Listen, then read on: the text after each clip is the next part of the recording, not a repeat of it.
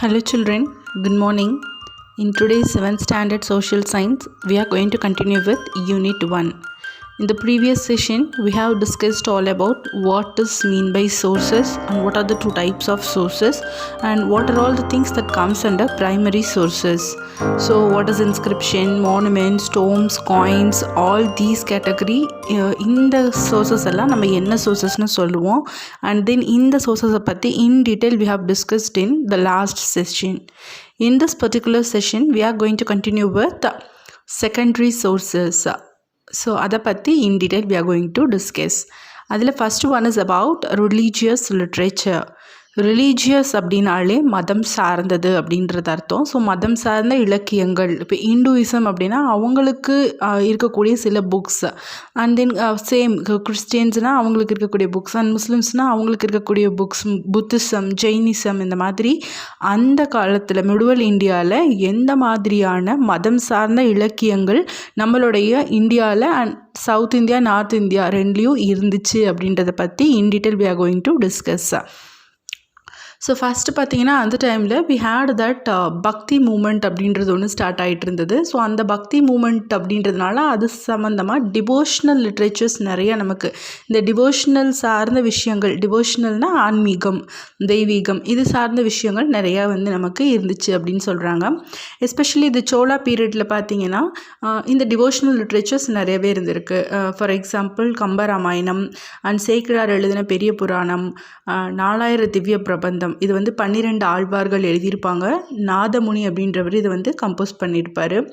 And upper எழுதின Thevaram, Appar compose பண்ண Thevaram, and Sambandar and Sundarar இவங்க 2 பேரும் சேர்ந்து இவங்களும் சேர்ந்து அந்த தேவாரத்தில் கான்ட்ரிபியூட் பண்ணியிருப்பாங்க.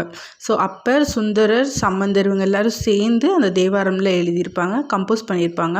அண்ட் இதெல்லாத்தையும் கம்பைல் பண்ணி தொகுத்து வழங்கினது யார் அப்படின்னா நம்பியாண்டார் நம்பி அப்படின்றவர்.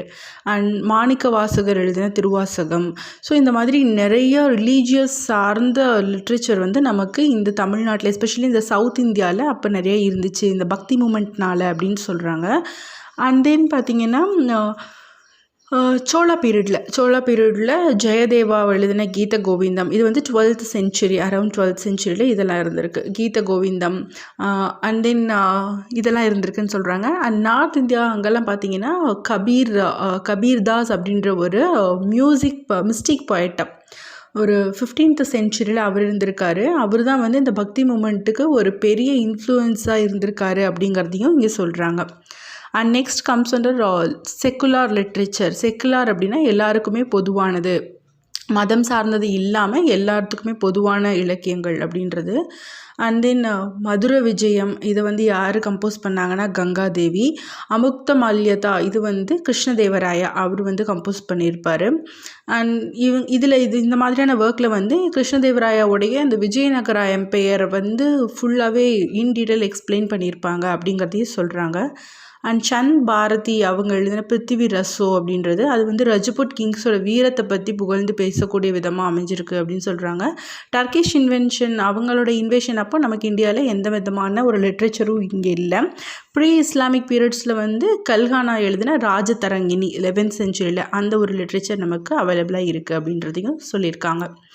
Next comes under books, biographies and autobiographies.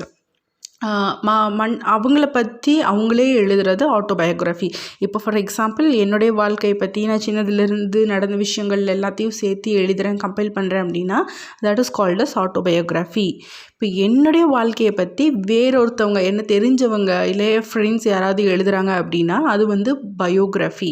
So நம்மளை பற்றி நம்மளே எழுதுறது ஆட்டோபயோகிராஃபி, நம்மளை பற்றி நமக்கு தெரிஞ்சவங்க இல்லை வேறவங்க எழுதுறது பயோகிராஃபி. ஸோ இந்த மாதிரிலாம் இருக்கக்கூடியது என்னென்ன அப்படின்றது பார்க்கலாம். ஃபஸ்ட்டு பார்த்திங்கன்னா மின்ஹஜ் அஸ் சிராஜ் அப்படின்றவர், இவர் சுல்தான் நசிருதீன் முகமது அவருடைய அந்த ஸ்லேவ் டைனாசிட்டி பீரியடில் அங்கே அவர்கிட்ட இருந்த ஒரு போயட், அந்த மாதிரி ஒரு கோட்டியர். ஸோ அவர் என்ன எழுதியிருக்காருன்னா தபக்கத் ஐ நஸ்ரி அப்படின்ற ஒரு ஒர்க்கை அவர் எழுதியிருக்காரு. அண்ட் இது ஃபுல்லாகவே முகமது கோரியோடைய கான்குவஸ்ட்டை பற்றி நமக்கு இன் டீட்டெயில் சொல்லுது இந்த புக்கில். அவர் முகமது கோரி எந்த மாதிரி இங்கே இந்தியாவை இன்வைட் பண்ணார், எப்படியெல்லாம் அவர் கான்குவஸ்ட் பண்ணிட்டு போனார் அப்படின்ற விஷயங்கள் எல்லாத்தையும் இன் டீட்டெயில் சொல்லியிருக்காங்க.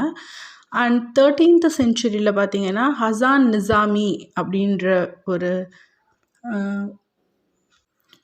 மைக்ரண்ட்னா புலம்பெயர்ந்து வந்தவங்க. ஸோ ஹசான் நிசாமி அப்படின்ற ஒரு மைக்ரண்ட் வந்து கசினி அது வந்து எழுதுகிறாரு. தஜ்-உல் மசீர் அங்கிருந்து towards the end of Iltutmish. So அந்த பீரியட்லேருந்து எண்ட் ஆஃப் இல்துத்மிஸ் பீரியட் வரைக்கும் இருந்த விஷயங்களை பற்றி இவருடைய இந்த ஒர்க்கில் நமக்கு தெரியப்படுது அப்படின்னு சொல்கிறாங்க. அண்ட் இதுலேயும் மெயினாக வந்து குதுப்தீன் ஐபக், இல்துத்மிஷ் அவங்களுக்கு முன்னாடியில் குதுப்தீன் ஐபக் இருந்திருப்பாங்க. ஸோ அவங்களுடைய அந்த ஃபஸ்ட்டு அஃபிஷியல் டெல்லி சுல்தானேட்டோட ஃபஸ்ட்டு ஹிஸ்டாரிக்கல் அஃபிஷியலாக அவர் எப்படி இருந்தார், அவருடைய பீரியடில் எப்படிலாம் இருந்தது அப்படின்றத பற்றியும் டீட்டெயிலாக சொல்லியிருக்காங்க. அண்ட் ஜாவுத் பரணி அவர் வந்து முகமது துக்ளக்குடைய கோர்ட்டியர். அவர் வந்து ஃபிரோஸ் ஷாஹி அப்படின்றது ஒன்று எழுதியிருக்காரு, தரிகி ஃபிரோஸ் ஷாஹி அப்படின்னு. ஸோ அதுலேயும் நமக்கு டெல்லி சுல்தான் பற்றி தெளிவாக தெரிய வருது. கியாசுத்தீன் துக்ளக்லேருந்து பால்பன் வரைக்கும் நமக்கு இருந்தக்கூடிய பீரியட்ஸில் இந்த டெல்லி சுல்தானோட ரூல்ஸ் எப்படி இருந்திருக்கு அப்படின்றத தெளிவாக சொல்லியிருக்காங்க. ஃபெரிஸ்டா தஹிரி ஃபிரிஸ்டா அப்படின்றது 16th செஞ்சுரியில். இதுவும் வந்து மொகல் பவர்ஸ் வந்து எப்படி இந்தியாவில் அதிகமாச்சு, அவங்களோட ஆட்சி எப்படி வந்து இந்தியாவுக்குள்ளே வந்தது அப்படின்றத பற்றி டீட்டெயில்டாக சொல்லியிருப்பாங்க. அண்ட் தென் 16th செஞ்சுரி அங்கே ஒரு டூயினோ கொடுத்துருக்காங்க, அதை ரீட் பண்ணி பாருங்கள். அண்ட் 16th செஞ்சுரியில் வந்து பாபர் நாமா, பாபர் எழுதின பாபர் நாமா, அபுல் ஃபாசில் எழுதின ஆனி-ஐ அக்பரி அண்ட் அக்பர் நாமா, இதெல்லாமே வந்து நமக்கு இந்த 2 எம்பரர்ஸ் பற்றின விஷயங்களை டீட்டெயிலாக சொல்லுது அப்படின்னு சொல்கிறாங்க. 17th செஞ்சுரியில் ஜஹாங்கீர் வந்து துசுக்-ஐ ஜஹாங்கீரி அப்படின்றத எழுதினார். அது வந்து ஒரு பெரிய அவரோட ஃபுல் டீட்டெயில்டாக அதை எழுதியிருப்பார் அப்படிங்கிறதையும் சொல்கிறாங்க. ஸோ அந்த மொகல் பீரியட்ஸில் அவங்க எந்த மாதிரியெல்லாம் இருந்திருக்காங்கன்றதை நமக்கு ஃபுல்லாகவே தெரியப்படுத்துது அப்படின்னு சொல்கிறாங்க.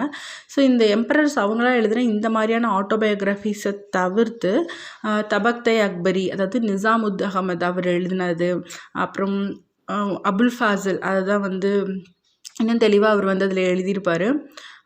அண்ட் தென் பாதுனிஸ் அவுட்ஸ்டாண்டிங் ஒர்க், தகிரி பஹதுனி, இந்த மாதிரியான ஒர்க்ஸ் இதெல்லாமும் வந்து நமக்கு இந்த இதில் பப்ளிஷ் ஆச்சு அப்படின்றதையும் தெரியப்படுத்துகிறாங்க. 1595 இவங்க எழுதின ஒர்க் இதெல்லாமே வந்து ஸோ இது எல்லாமே நமக்கு என்ன சொல்கிறாங்கன்னா, இந்த மாதிரியான புக்ஸ்லெல்லாம் எந்த மாதிரியான மன்னர்கள் வாழ்ந்திருக்காங்க, அவங்க எந்த மாதிரியெல்லாம் அவங்களோட ஆட்சியை செலுத்தியிருக்காங்க, எதுலேருந்து எது வரைக்கும் வாழ்ந்திருக்காங்க, அந்த காலத்து மக்கள் எப்படி இருந்திருக்காங்க, என்ன மாதிரியான ரூல்ஸ் எல்லாம் இருந்திருக்கு, அவங்களோட அட்மினிஸ்ட்ரேஷன்ஸ் எப்படி இருக்குது அப்படிங்கிறத பற்றியெல்லாம் இன் டீட்டெயில் தெரிஞ்சுக்கிறதுக்கு நமக்கு இந்த புக்ஸ் வந்து ஹெல்ப்ஃபுல்லாக இருக்குது அப்படிங்கிறத மெயினாக சொல்லியிருக்காங்க. ஈவன் அக்பரோட அட்மினிஸ்ட்ரேஷன் பற்றி கூட அதில் தெளிவாக சொல்லியிருக்கிறதாகவும் சொல்கிறாங்க. ஸோ இது எல்லாத்த பற்றியும் இன் டீட்டெயில் நம்ம அவங்கள பற்றி தனியாக படிப்போம். இதெல்லாம் உங்களுக்கு ஜஸ்ட் இன்ட்ரொடக்ஷன் தான் இந்த லெசனில் கொடுத்துருக்காங்க. இப்போ அக்பர் அப்படின்னா அக்பரை பற்றி பின்னாடி நம்ம டீட்டெயில்டாக படிப்போம். இந்த சேம் வே ஜஹாங்கீர் இவங்க எல்லாத்த பற்றி இப்போ இங்கே யாரோட புக்ஸ் எல்லாம் பார்த்தோமோ இது எல்லாத்த பற்றியும் அவங்கள பற்றி பர்டிகுலராக டாப்பிக்கில் படிக்கும்போது டீட்டெயிலாக கொடுத்துருப்பாங்க. ஸோ அப்போ இன் டீட்டெயில் நம்ம பார்க்கலாம். அடுத்து பார்த்திங்கன்னா ட்ராவலர்ஸ் அண்ட் ட்ராவலாக்ஸ். நிறையா ட்ராவலாக் அப்படின்னா இப்போ நம்ம ஒரு இடத்துக்கு ட்ராவல் பண்ணுறோன்னா நம்மளுடைய அந்த ட்ராவல் எக்ஸ்பீரியன்ஸை பற்றி கம்ப்ளீட்டாக எழுதக்கூடியது தான் ட்ராவலாக் அப்படின்னு சொல்கிறது. ஸோ வெளிநாட்டிலேருந்து வந்த ட்ராவலர்ஸ், வெனிட்டியன்லேருந்து வந்த மார்க்கோ போலோ, ஸோ இந்த மாதிரி வெளிநாட்டிலேருந்து வந்த ட்ராவலர்ஸ் எல்லாமே இங்கே வந்து ரொம்ப நாள் தங்கியிருந்து நம்மளுடைய இந்தியாவை பற்றி நிறைய விஷயங்களை எழுதியிருப்பாங்க. ஸோ வெனிட்டியன் ட்ராவலர் அப்படின்றவர் அங்கேருந்து வந்தவர் மார்க்கோ போலோ. அவர் வந்து பாண்டியா கிங்டமில் 13th செஞ்சுரியில் வந்திருக்காரு. அப்போ வந்து அவர் இங்கே தூத்துக்குடியில், இப்போ இருக்க தூத்துக்குடியில், அப்போ காயல் போர்ட் சிட்டின்னு சொல்கிறாங்க அதையே. ஸோ அங்கே வந்திருக்காரு. ஸோ இங்கே வந்து தங்கியிருந்து இங்கே இந்தியாவை பற்றி நிறைய எழுதியிருக்காரு அப்படின்றதையும் சொல்கிறாங்க. அண்ட் தென் மார்க்கோ போலோ வந்து என்ன சொல்கிறாருன்னா, ஒரு சைனாலேருந்து ஷிப் மூலயமா இங்கே வந்ததாகவும், ஒரு 1000 குதிரைகளை வந்து இங்கிருந்து சவுத் இந்தியாவுக்கு இம்போர்ட் பண்ணதாகவும், அரேபியா பெர்ஷியாவை சேர்ந்த குதிரைகளை இம்போர்ட் பண்ணதாகவும் சொல்கிறாங்க. அண்ட் 11th செஞ்சுரியில் பார்த்தீங்கன்னா அல்பருனி அவர் வந்து முகமது ஆஃப் கசினி அவங்க கூட வந்து வராரு. இங்கே வந்து 10 years அவர் இங்கே தங்கியிருக்காரு. அண்ட் தென் இதை பற்றி தெளிவாக வந்து முகமதோட சோம்நாத் எக்ஸ்பெடிஷன், சோம்நாத் கோயிலில் வந்து கொள்ளையடிச்சிட்டு போவாங்க, நிறைய தங்கங்கள் எல்லாத்தையும் எடுத்துகிட்டு போவாங்க. ஸோ அதை பற்றி எல்லாமே வந்து டீட்டெயில் சொல்லியிருக்கிறதாகவும் சொல்கிறாங்க. அண்ட் நெக்ஸ்ட்டு பார்த்தீங்க அப்படின்ட்டா அல்பருனி அவர் கூட வந்தவர் அல்பருனி அவரோட புக்கில் தான் நமக்கு தெளிவாக தெரிய வருது அப்படின்றதையும் சொல்கிறாங்க. அண்ட் த சேம் வே இபுன் பட்டுட்டா இவர் வந்து ஒரு மொராக்கோ ஸ்காலர். மொராக்கோவிலேருந்து நார்த் ஆஃப்ரிக்கா, ஈஜிப்ட், இது மாதிரி சென்ட்ரல் ஏஷியா எல்லா இடத்துக்கும் போயிருக்காரு. ஸோ அங்கேருந்து டிரெக்டாக இந்தியா வந்திருக்காரு. அவருடைய இந்த ட்ராவலாகில் வந்து நம்ம இந்தியாவை பற்றின நிறைய டீட்டெயில்ஸ் தெளிவாக சொல்லியிருக்கிறதாகவும் சொல்கிறாங்க. ஸோ அண்ட் தென் இந்தியாவில் அப்போ இருந்த கேஸ்ட் சிஸ்டம், அந்த காஸ்ட் சிஸ்டம், அண்ட் தென் சதி, ஹஸ்பண்ட் இறந்துட்டா ஒய்ஃபையும் வந்து நெருப்பில் தள்ளி விட்டுருவாங்க, இல்லைன்னா அவங்களே வந்து உடன்கட்டை ஏறணும்னு சொல்லுவாங்க. அந்த சதி சிஸ்டம், இதை பற்றியெல்லாம் வந்து இந்தியாவை பற்றி இந்த மாதிரியான மைன்யூட் டீட்டெயில்ஸ் எல்லாம் கூட இவருடைய புக்கில் இவர் வந்து எழுதியிருக்கிறதாகவும் சொல்கிறாங்க. அண்ட் அப்போ இருந்த டெல்லி சிட்டி அது வந்து எவ்வளோ வாஸ்ட்டாக மெக்னிஃபிஷியண்ட்டாக இருந்துச்சு. ஸோ அங்கே இருந்த ரூலர்ஸ் எப்படியெல்லாம் வந்து ரூல் பண்ணாங்க, எஸ்பெஷலி முகமது பின் துக்ளக் பீரியடில் வந்து டெல்லி டு தேவகிரி, தௌலதாபாத்தை வந்து இந்த கேபிட்டல் சேஞ்ச் பண்ணுவாங்க. ஸோ எப்படியெல்லாம் மாறுச்சு அப்படிங்கிறத பற்றியும் தெளிவாக எழுதியிருக்காங்க. ஈவன் இங்கே நம்ம சவுத்தில் விஜயநகரா பீரியட், அப்போ வந்து விஜயநகரா எம்பரர்ஸ் அவங்களாம் இருந்தாங்க. ஸோ அவங்களாம் எப்படி வந்து ஃபாரின் விசிட்டர்ஸை வெல்கம் பண்ணியிருப்பாங்க, அவங்களோட பீரியடில் எவ்வளோ செழிப்பாக நாடு இருந்துச்சு அப்படிங்கிறதையும் சொல்லியிருக்காங்க. அண்ட் இதை தாண்டி நிக்கோலோ கான்டி, டாமிங்கோ பயஸ், இந்த மாதிரி இவங்க வந்து போர்ச்சுகஸ் ட்ராவல், இவங்க மாதிரி நிறைய ட்ராவலர்ஸ் வந்து இந்தியாவுக்கு வந்திருக்காங்க. ஸோ இவங்க எல்லாம் கொடுத்து இந்த ரெக்கார்டு இவங்க பண்ண அப்சர்வேஷன்ஸ் மூலயமா தான் இந்தியா வந்து எந்த அளவுக்கு ஒரு பெரிய வாஸ்ட் கண்ட்ரியாக இருந்திருக்கு, இங்கே இருக்கக்கூடிய மக்கள் எவ்வளோ செழிப்பாக இருந்திருக்காங்க அப்படின்றதெல்லாம் நமக்கு தெரிய வருது அப்படிங்கிறத நம்ம இன் டீட்டெயில் தெரிஞ்சுக்கலாம். ஸோ இதெல்லாம் தான் நம்ம வந்து சோர்சஸ் அப்படின்னு சொல்கிறோம். இந்த சோர்சஸ் வச்சு தான் இப்படியெல்லாம் இருந்திருக்காங்க அப்படிங்கிறத நம்மளால் இந்த ஹிஸ்ட்ரியில் வந்து சொல்ல முடியுது அப்படிங்கிறத நமக்கு இந்த பர்டிகுலர் லெசனில் தெரிய வருது. ஸோ ஒன்ஸ் இந்த லெசனை ஃபுல்லாக கோ த்ரூ பண்ணுங்கள். And if at all you have any doubt, feel free to ask me. Thank you children.